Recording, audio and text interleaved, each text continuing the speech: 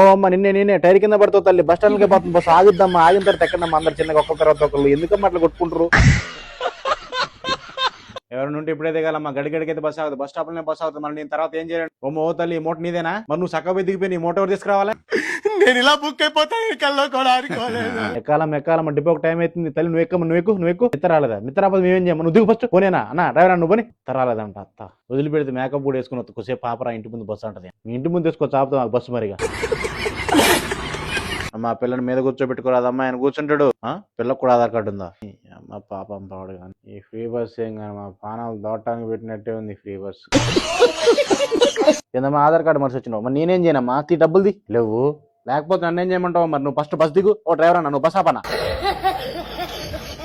అయ్యా బస్ ఎక్కిన వాళ్ళందరూ 500 రూపాయల నోట్లు తీసుకొస్తే మేము చిల్లర యానం తీసుకురావాలయ్యా. అమ్మ ఈ ఆధార్ కార్డు నీది కాదుగమ్మా. ఏంది మిత్తదాని మీద నువ్వు ఎట్లా ఎక్కుతావు మరి? నీ ఆధార్ కార్డు తెప్ప ఇంటికాడ మనిషి వచ్చినావు.